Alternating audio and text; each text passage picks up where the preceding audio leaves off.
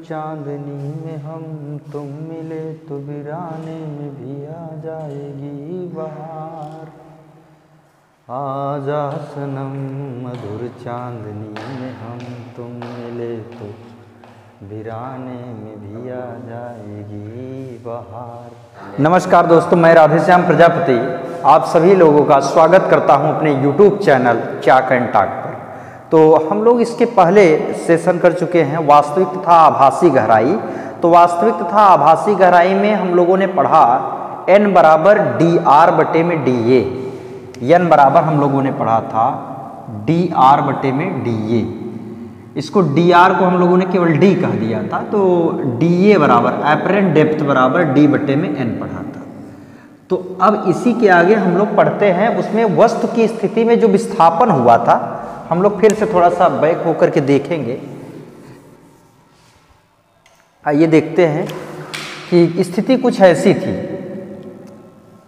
यहाँ पर object O रखा हुआ था, यहाँ से ये प्रकाश की किरण यहाँ पर एंट्री किया इसने, तो ये आपतन कोण I बन गया। और यहाँ से ये सघन माध्यम है, ये भी जान लीजिए सघन था, ये विरल था। ये प्रकाश की किरण जब यहाँ से निकली तो अभिलंब से दूर हट गई क्योंकि सघन से विरल में गई। ये एंगल R बन गया। अगर इसको हम पीछे की ओर बढ़ाते हैं तो यहाँ पर ये इमेज बन गया I। ये प्रकाश की किरण ऊपर की ओर गई ऐसे। तो यहाँ पर जो इमेज I बना है तो इमेज I और O के बीच में वस्तु यहाँ पर थी, लेकिन हम ऊपर से देखेंगे, हमारी आंखें जब यहाँ से देखेंगी,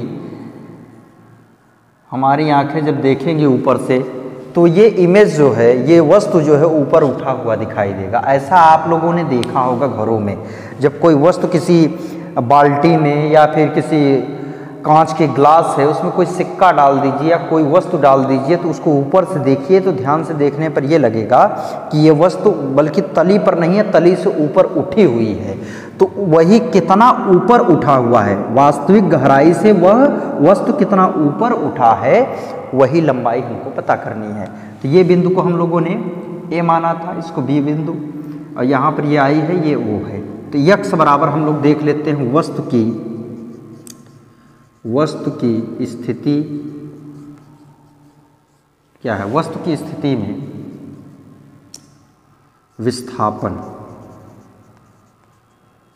या वस्तु का जो भी विस्थापन है, तो विस्थापन कितना है भाई, ओ आई बराबर ए ओ माइनस का आई ओ आई बराबर क्या है, ओ आई बराबर है हमारा x बराबर ए ओ बराबर क्या है, यहाँ से यहाँ तक की लंबाई क्या है, इसको हम लोगों ने d माना है, रियल डेप्थ है। और यहाँ से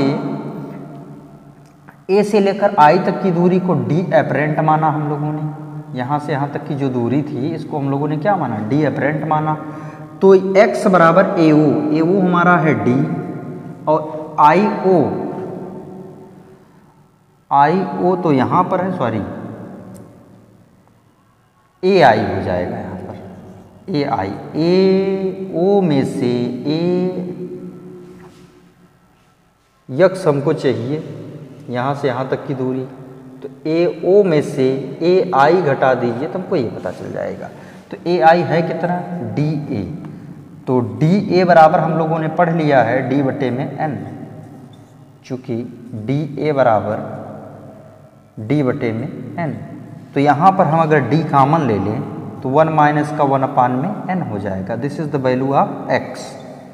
इस तरीके से ये हमारा क्या है, वस्तु की स्थिति में कितना विस्थापन होता है। यदि कोई वस्तु किसी सघन माध्यम में रखी हुई है, यानी जल में रखी हुई है, कहने का तात्पर्य ये है किसी तरल में रखी हुई, डूबी हुई है, तो उसका अगर अपवर्तनांक मालूम है, उसके रियल डेप्थ मालूम है, तो वस्तु कितना ऊपर उठी हुई है उसकी उठी हुई लंबाई हम बता सकते हैं। उस वस्तु की स्थिति में कितना विस्थापन हुआ है उस कंडीशन को हम लोग बता सकते हैं। क्या क्या मालूम होना चाहिए, वस्तु की वास्तविक गहराई जो है, और उस तरल का हमको क्या मालूम होना चाहिए, अपवर्तनांक मालूम होना चाहिए।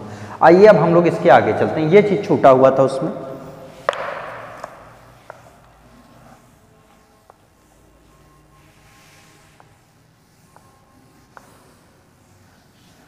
इसके आगे का टॉपिक है हमारा सम स्पेशल कंडीशंस।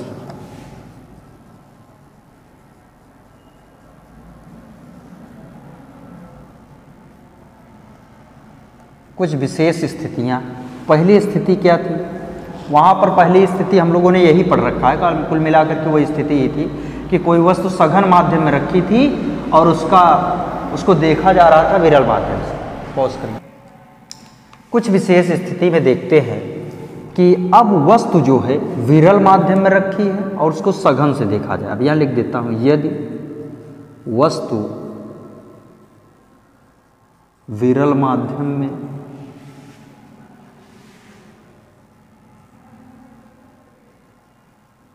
माध्यम में हो तथा सघन से देखा जाए तब क्या स्थिति होने वाली? आइए थोड़ा चित्र बनाकर देखते हैं। ये आपका सघन माध्यम है और ये आपका विरल माध्यम है।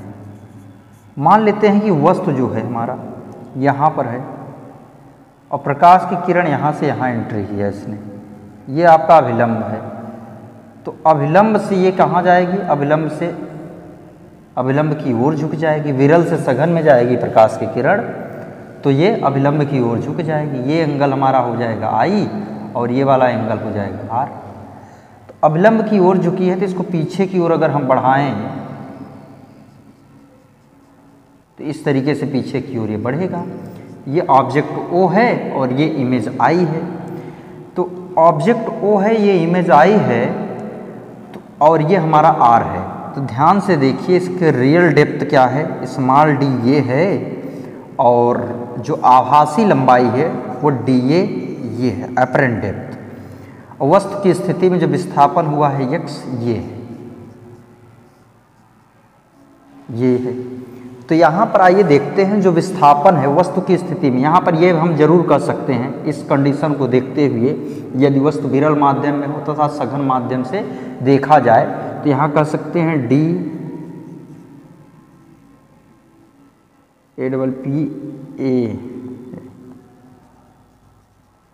D apparent is greater than D real.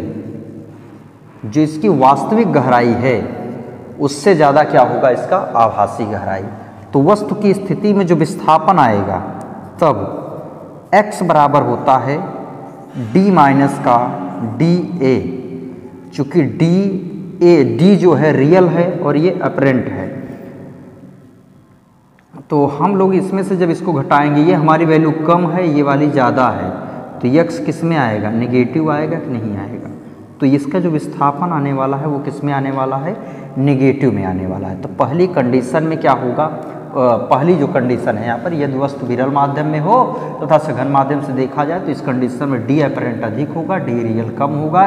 इस स्थिति में वस्तु का जो विस्थापन है वो नेगेटिव में आएगा, माइनस में आएगा। और हमको इस तरीके से दूरी देखेंगे तो दूरी तो प्लस में होगी, लेकिन उसका विस्थापन जो है वो नेगेटिव में प्राप्त होगा। आइए अब हम लोग दूसरी कंडीशन देखते हैं।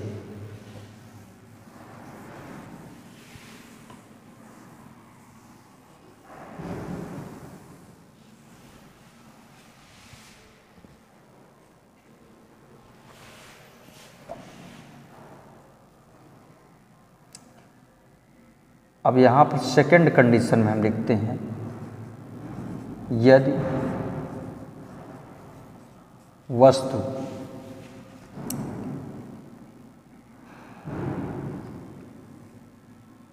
अनेक, सर जी थोड़ा पॉज करिए, यदि अनेक अपवर्तनांक n1, n2, n3 dash dash dash हों तथा वास्तविक मोटाइयाँ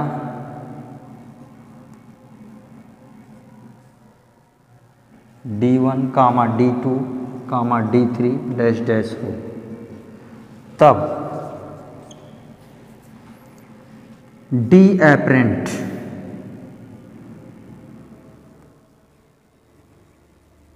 D apparent बराबर हो जाएगा d1 बटे में n1 प्लस में d2 बटे में n2 प्लस में d3 बटे में n3। Plus dash dash dash, इस तरीके से मान हो जाएगा। और यहीं पर अगर हमको विस्थापन निकालना होगा और वस्तु की स्थिति में विस्थापन, वस्तु की स्थिति में विस्थापन क्या होगा, तो वस्तु की स्थिति में विस्थापन x बराबर होता है d यानी रियल माइनस का d एपरेंट। तो d रियल क्या है, कई मोटाइयाँ हैं तो इसके स्थान पर लिख सकते हैं d1 प्लस में d2 प्लस में d3 प्लस में डैश डैश डैश, कोष्ठक बंद, माइनस d एपरेंट क्या हो जाएगा, d1 बटे में n1 प्लस में d2 प्लस में n2 प्लस में d3 बटे में n3 plus dash dash dash. ठीक, this is the value of x। ये हमारा क्या हो जाएगा, x का मान। अब ये हमारा है वस्तु की स्थिति में क्या है, विस्थापन है, वस्तु की स्थिति में विस्थापन। अब हम इस संयोजन का तुल्य अपवर्तनांक निकालेंगे, तो मिटाना पड़ेगा। इस संयोजन का तुल्य अपवर्तनांक क्या हो जाएगा, आइए देखते हैं। इस संयोजन का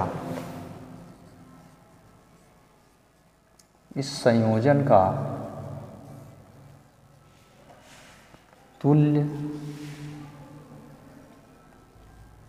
अपवर्तनांक n बराबर क्या होता है, इस d रियल बटे में d एपरेंट।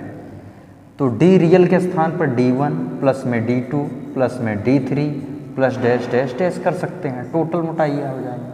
और बटे में हमें करना पड़ेगा ये जो d एपरेंट है यही मान उठा करके यहाँ रख देते हैं।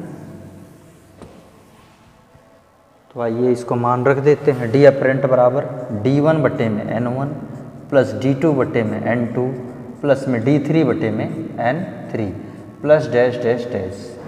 इस तरीके से हमारा ये संयोजन का तुल्य अपवर्तनांक आ गया। तो ये स्पेशल कंडीशन थी, दो कंडीशन थी, दोनों कंडीशन हो गई। अब आइए हम लोग देखते हैं लेटरल डिस्प्लेसमेंट। लेटरल डिस्प्लेसमेंट के बारे में आइए देखते हैं क्या होता है।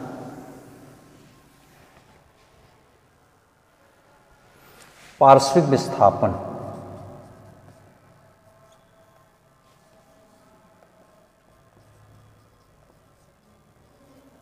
पार्श्विक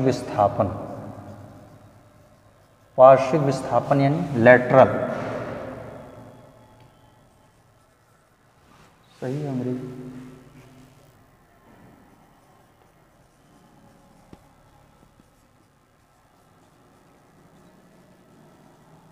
लेटरल डिस्प्लेसमेंट क्या होगा, पार्श्विक विस्थापन क्या होगा।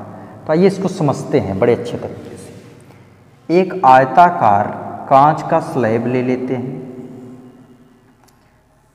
आयताकार कांच का स्लैब ले लेते हैं। मान लेते हैं कि ये हमारा क्या है, अभिलंब है, ये हमारा क्या है, अभिलंब है। इस रेखा को हम नीचे की ओर भी ऐसे बढ़ा देते हैं।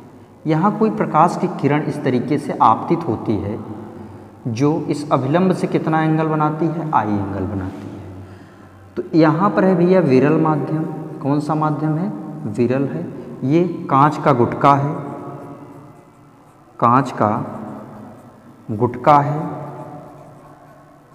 ये खाए वाला गुटका न है, राजश्री पान मसाला, कांच का गुटका है जिसमें प्रकाश जो है प्रवेश कर रही है। ये सघन माध्यम है, ये कैसा माध्यम है, इसको हम कह सकते हैं सघन माध्यम, सघन है। तो ये जब विरल माध्यम से सघन माध्यम में कोई प्रकाश की किरण जाती है तो ये अभिलंब से अभिलंब की ओर झुक जाती है।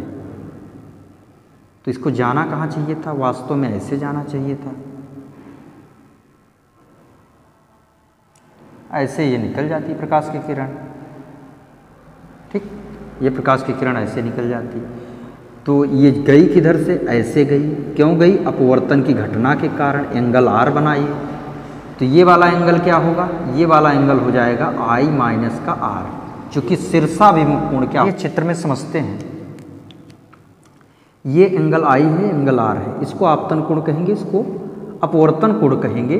शीर्षाभिमुख कोण बराबर होते हैं, तो टोटल आई है तो ये भी टोटल आई होना चाहिए, लेकिन ये टोटल आई नहीं, इस आई में से ये आर एंगल दिया हुआ है तो ये बचा हुआ कोण कितना होगा, इस आई में से ये आर घटा दीजिए, यही एंगल हो जाएगा आपका। ठीक है, तो अब यहाँ पर भी क्या है आपका अभिलंब है। इस अभिलंब से ये प्रकाश की किरण किधर जाएगी, इस अभिलंब से ये प्रकाश की किरण यहाँ से अपवर्तित हो जाएगी। इस अभिलंब से ये प्रकाश की किरण क्या हो जाएगी, अपवर्तित हो जाएगी। तो ये जो एंगल आई यहाँ बना था वही एंगल यहाँ आई बन जाएगा।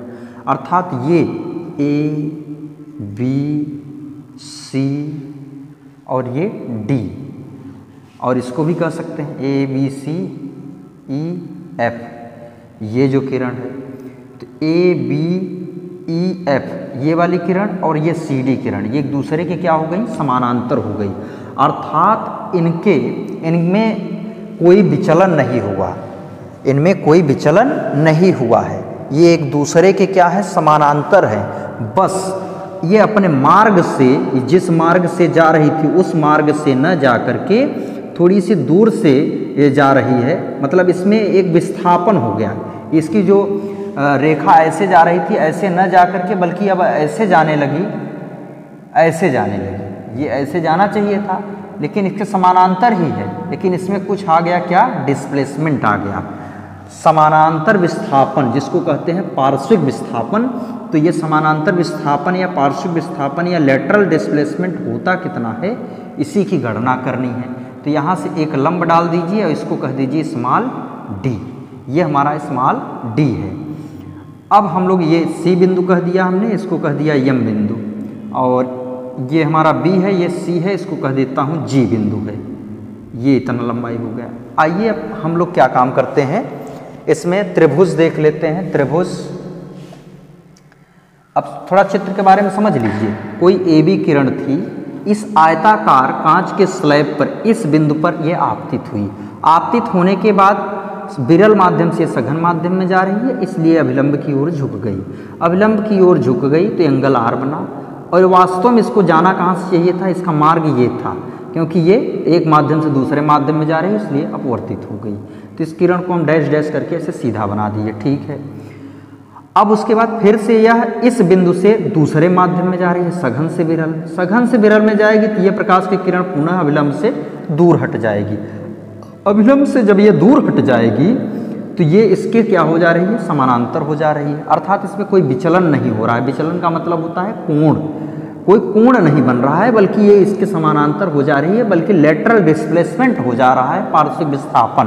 तो ये पार्श्विक विस्थापन कितना हो रहा है, इसी पार्श्विक विस्थापन का मान हमको निकालना है। तो आइए निकालते हैं। तो यहाँ पर लिख देता हूँ त्रिभुज BMC तथा त्रिभुज BCG में, अच्छा, इस आयताकार कांच के स्लैब की जो चौड़ाई है वो t है। इसको हम मान लेते हैं इसकी चौड़ाई कितनी है, t मोटाई का ये आयताकार का कांच का स्लैब है। तो त्रिभुज BMC में देखते हैं, इसमें लगा देता हूँ cos r। cos r बराबर होगा cos थीटा बराबर आधार बटे में कर्ण होता है। तो आधार हमारा क्या है, आधार हमारा ये जिस कर्ण जो है जिस रेखा से कोण बनाती है वो आधार होता है। तो BM और कर्ण हमारा क्या है BC, तो इसको BC लिख दीजिए। This is the hypotenuse, this is the base. तो बेस बटे में हाइपोटेनस, तो BM बटे में BC।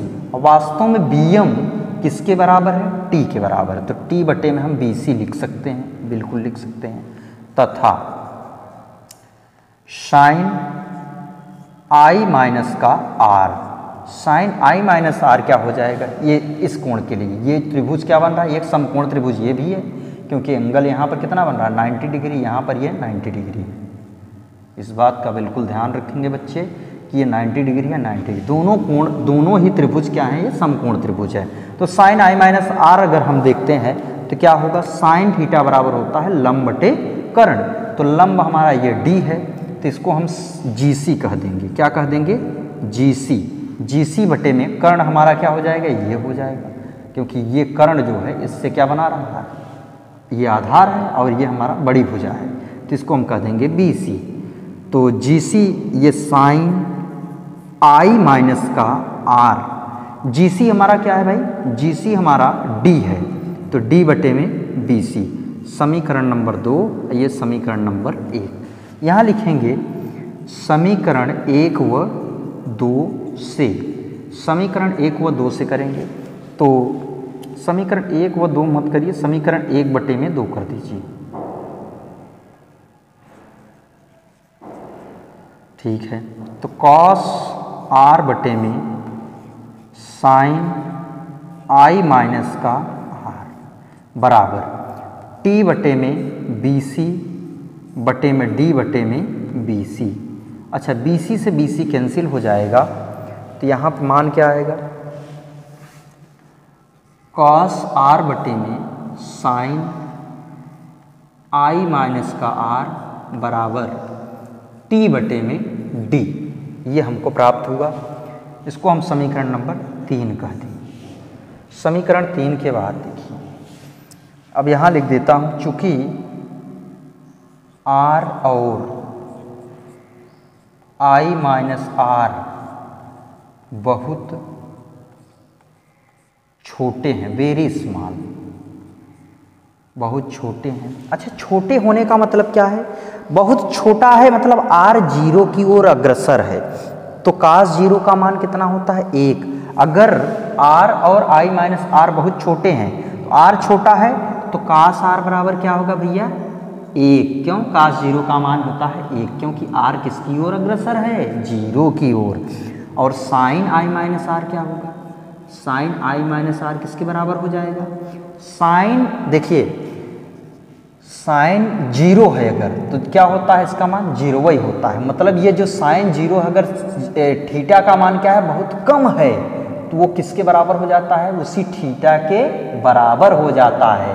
अतः यहाँ साइन आई माइनस आर किसके बराबर हो जाएगा, आई माइनस आर के बराबर। अब यही मान हम क्या करेंगे, यहाँ पर पुट कर देते हैं। तो आइए देखते हैं, लिख देता हूँ समीकरण 3 से, समीकरण 3 से, तो ये कास आर का मान हो गया 1, और बटे में क्या है आई माइनस का आर बराबर टी बटे में डी। तो यहाँ पर आप देख लीजिए, तिर्यक गुणा कर दीजिए, तो डी बराबर हो जाएगा टी कोष्टक में आई माइनस का आर। इसको समीकरण नंबर हम मान लेंगे 4, समीकरण 4 हो गया। अब हम लोग स्नेल के नियम के अनुसार जानते हैं, स्नेल के नियम से n बराबर साइन आई बटे में साइन आर। तो साइन आई बटे में साइन आर है, चूंकि आई और आर क्या है, बहुत छोटे हैं, ऐसा माना गया है। तो आई यहाँ लिख देता हूँ, चूंकि I and R is very small,